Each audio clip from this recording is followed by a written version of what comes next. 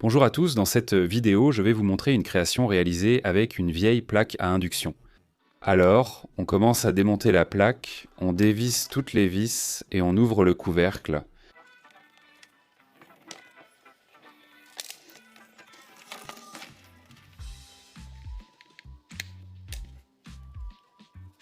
Ensuite, il faut dévisser 3 vis et déconnecter la bobine.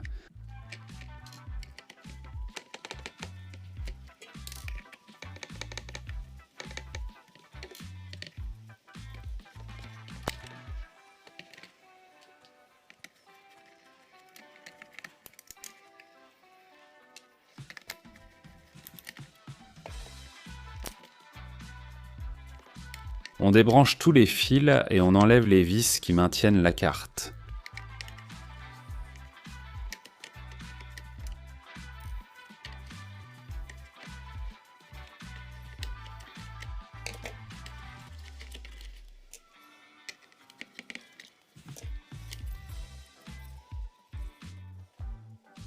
On retire la carte de commande de la seconde partie du boîtier.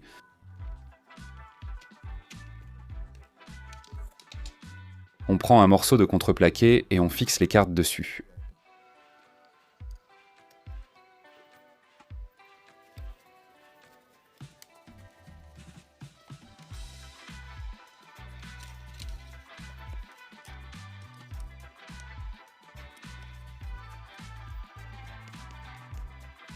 Il faut aussi visser une petite équerre avec un trou sur le contreplaqué.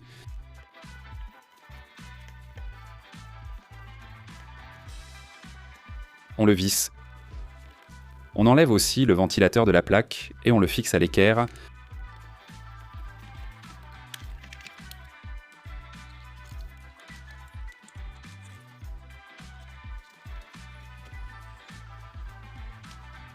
On relie tous les fils à leurs prises respectives.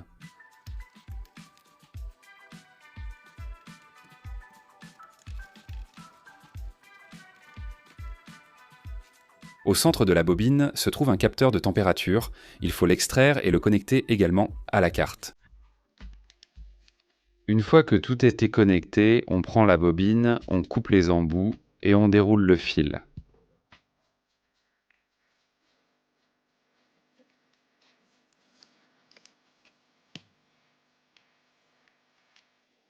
Il faut dérouler le fil avec précaution pour ne pas endommager le vernis dont il est recouvert.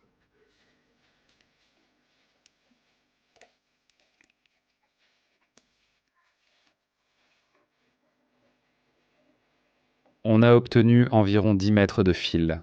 Il vous faudra aussi 2 douilles d'ampoule pour ce bricolage. Dévissez la partie inférieure de la douille, fixez-la dans un étau et, à l'aide d'une scie à métaux, coupez le filetage.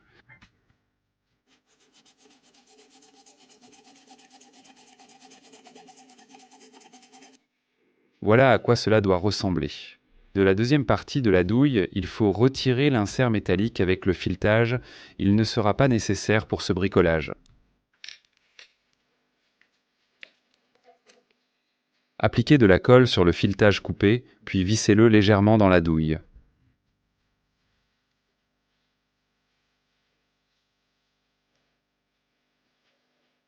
Après séchage, appliquez de la colle sur la partie restante du filetage et vissez la deuxième douille. Ensuite, il faut tout enrouler avec du ruban isolant en tissu.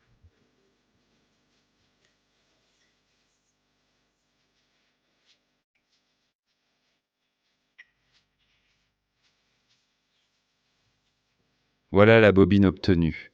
Maintenant, il faut prendre une attache pour tube en plastique et y fixer une vis.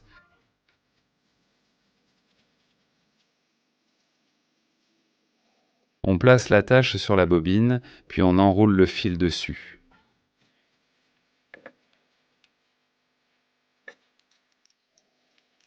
Le fil doit être enroulé de l'attache jusqu'à l'autre extrémité de la bobine, spire contre spire.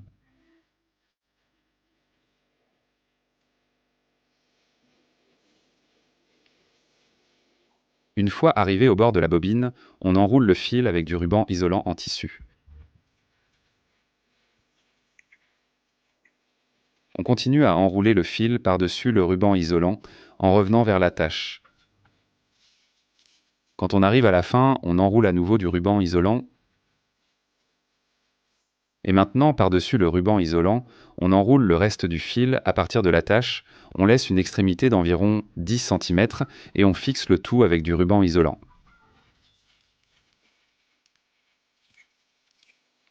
Voilà la bobine qu'on obtient. Ensuite, on prend le contreplaqué avec les circuits imprimés et on y fixe l'équerre.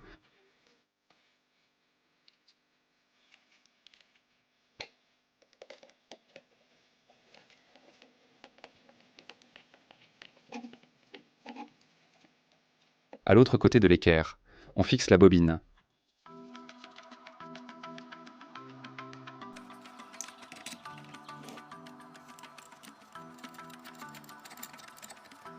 Après avoir fixé la bobine, on connecte ses fils à la carte.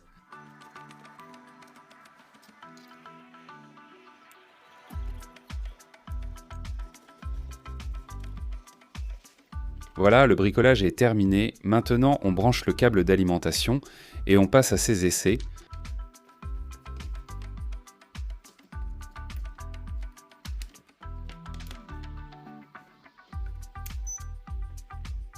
On appuie sur le bouton d'alimentation et on place un objet métallique dans la bobine.